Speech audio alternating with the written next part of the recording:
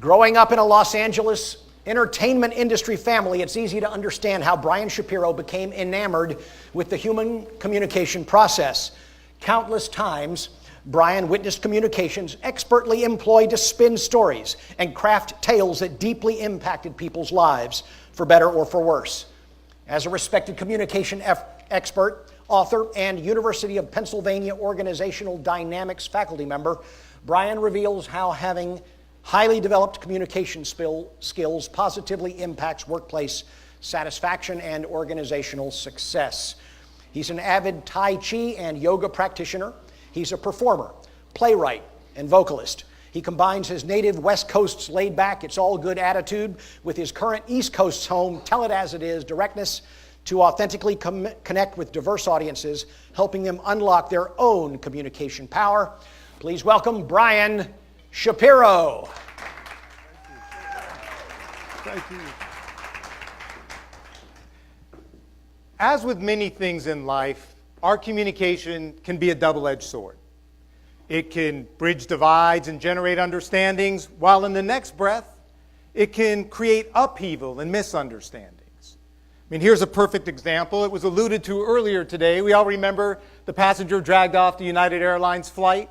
We all saw it, and there was outrage everywhere. Consumer groups were threatening boycotts. Even those on Capitol Hill said this behavior is outrageous. Enough is enough. Imagine if we communicated with our clients, our colleagues, our guests, our employees this way. What would the result be for us?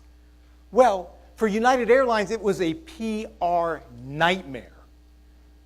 But then, lo and behold, quarterly earnings report comes out after this incident, and United Airlines profits are up, their earnings are up 39%. 39% compared to the same quarter the previous year. Bookings are up as well.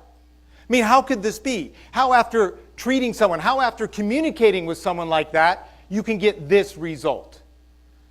I will share the answer with you at the end of the presentation. But right now I want to ask you all a question. How many of you would consider yourselves to be pretty good communicators? Let's see, show of hands.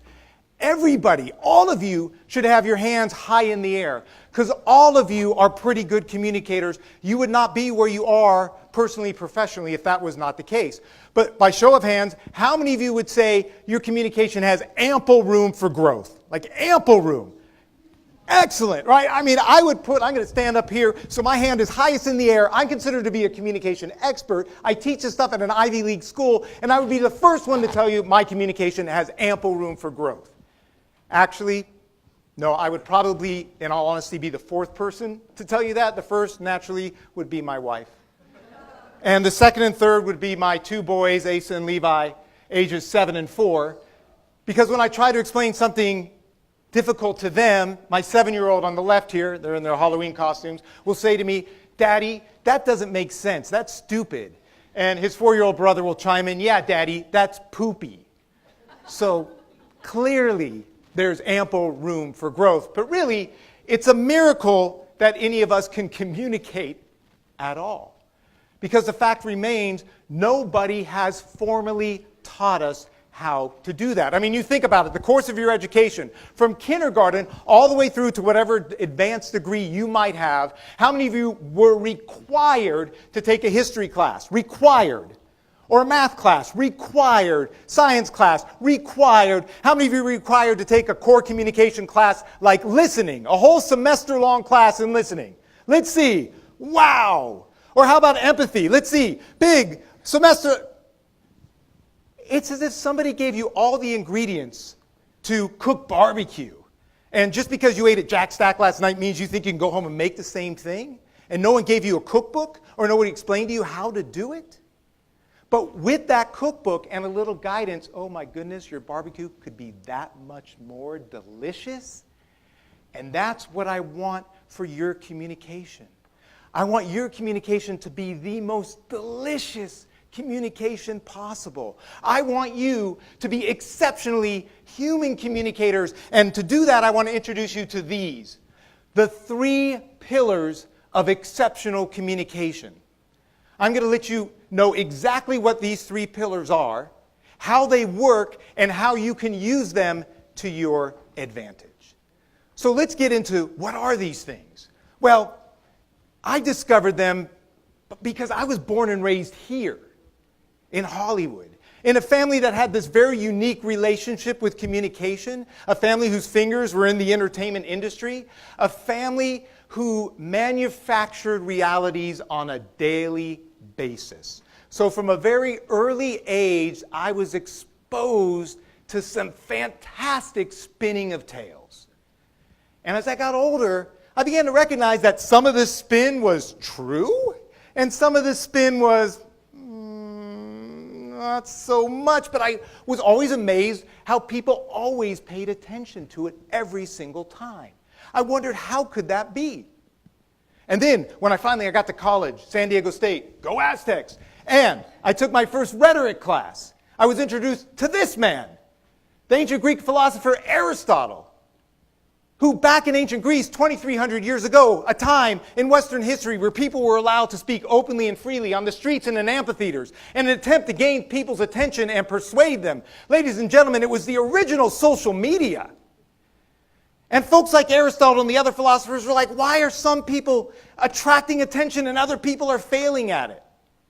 And it was Aristotle who accurately pinpointed what are the instinctual cues, what are the three things a human being needs to provide to another human being in order for them to be paid attention to. And those three things are trust, emotions, and reason. I'm going to go a little Hollywood musical on you. In each and every interaction, these three pillars are at play. Whether we are conscious of it or unconsciously being swayed, these three pillars can be the difference between being heard or being ignored. So let's take a closer look at each one now and learn some more. Pillar number one. Oh, thank you.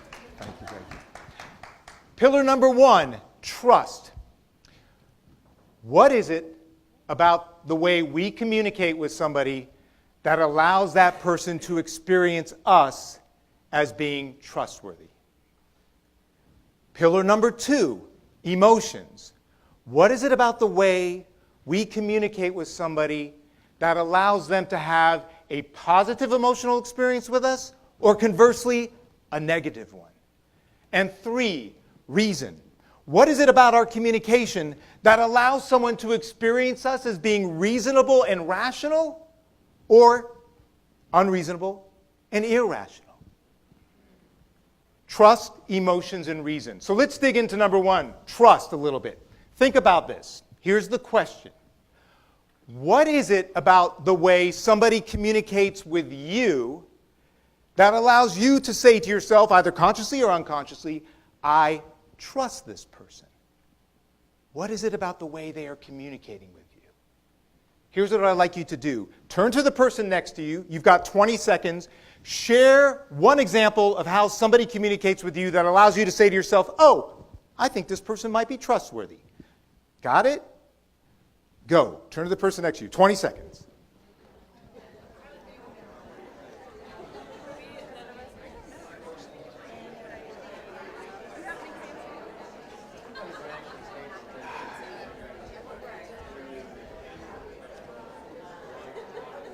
Ten more seconds.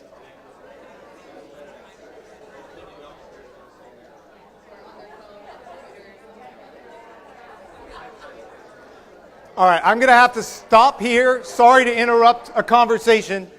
But can I just get two examples of that? Can I get an example over here? Okay, eye contact. Anybody else have eye contact? Okay, a number of you. Thank you very much. And one more over here.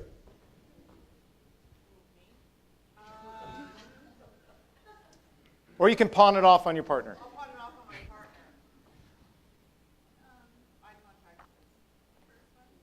Sure, we'll go with eye contact. Eye contact's great. So, but let me ask you this. Does that necessarily mean the person is trustworthy? No.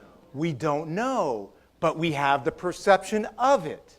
And what happens with that, because these three pillars play off of each other, we trust that person. Therefore, we start to feel more positive in that person's presence. Therefore, what comes out of their mouth may appear more reasonable than it actually is.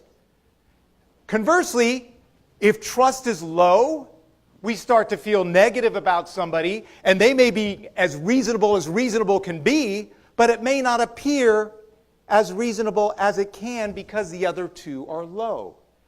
These three are constantly at play, and they're constantly playing off of one another. And the beauty of these three pillars is that they adapt to any medium. They are 100% industry agnostic. They cross every imaginable divide you can think of. And they have endured the test of time. And with these three pillars in your command, you can now move on to step 3. How do we make these pillars work for us? And here's how we would do that. We don't have the time today, but what we would do is we'd go through this fun experience in which we begin to discover where our current communication strengths are, because we all have them, where our blind spots may be, because we all have those too, and where there are opportunities for communication growth.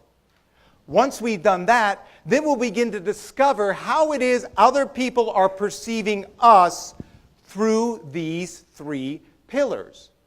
Because as trustworthy as we believe we might be, as emotionally positive as we like to think of ourselves, and as reasonable and rational as we consider ourselves, it has absolutely nothing to do with how we think about ourselves. It has everything to do with how other people are perceiving us through these three pillars. And because it will be different for each and every person, we bring all these pieces together so you can begin to strategize what it is you need to do more or less of in order to be able to be seen as increasingly trustworthy, increasingly generating positive emotions, and increasingly coming across as rational as you possibly can.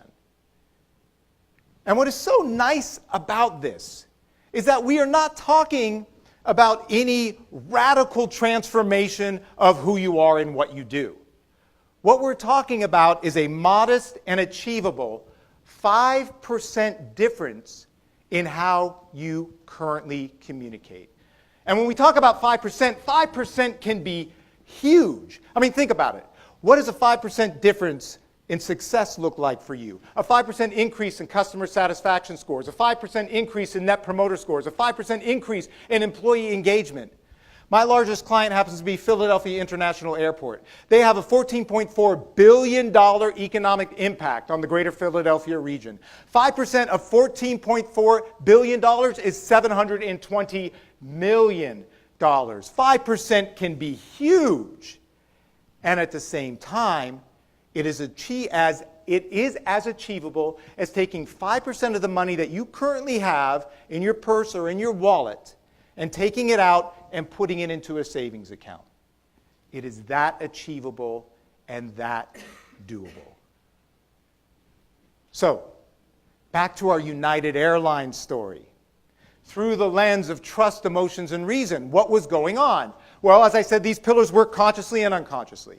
So let's look at the negative, the PR nightmare.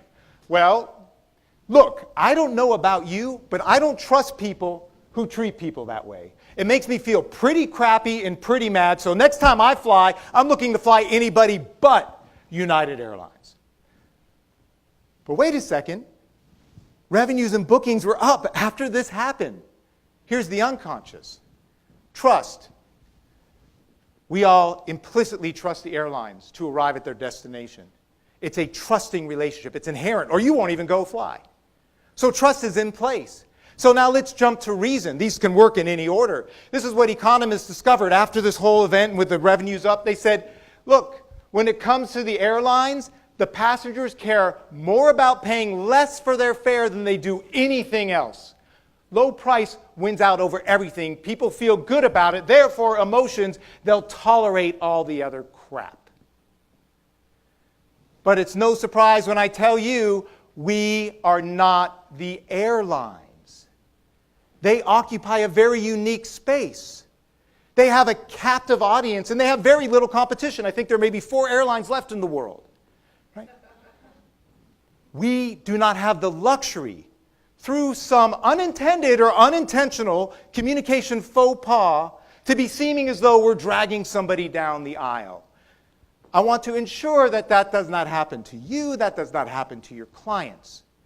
And through these 3 pillars, you can become the most exceptionally delicious, exceptionally human communicator you can possibly be. Now, you can learn more through the book, the Exceptionally Human, Successful Communication in a Distracted World. There's some copies on the back table. Also, I invite you to go online. I have some cards for you to take the Exceptionally Human Communication Profile. It's our online assessment tool. It just takes a few minutes of your time. You go ahead online and it will give you feedback after you answer these questions as to how other people might be viewing your communication through these 3 pillars. And last but not least, I would like to say to all of you, thank you very much for your time. I'm sorry I'm not going to be around here to stick around at the break to talk to you. As it was mentioned, I have a flight to take back home, so I know I'm risking your trust and that maybe having you be a little pissed off at me because I have to get out of here early. But look, I'll tell you this. If I'm not home tonight to read that final bedtime story to my kids, trust in me is going to go down. The negativity in my house is going to go so up. And no matter how good of an excuse I have, I'll be sleeping in the doghouse now until spring, and it's just way too cold for me to be doing that. So thank you very much for your time. I look forward to working with you. All right. That is Brian Shapiro. Please, if you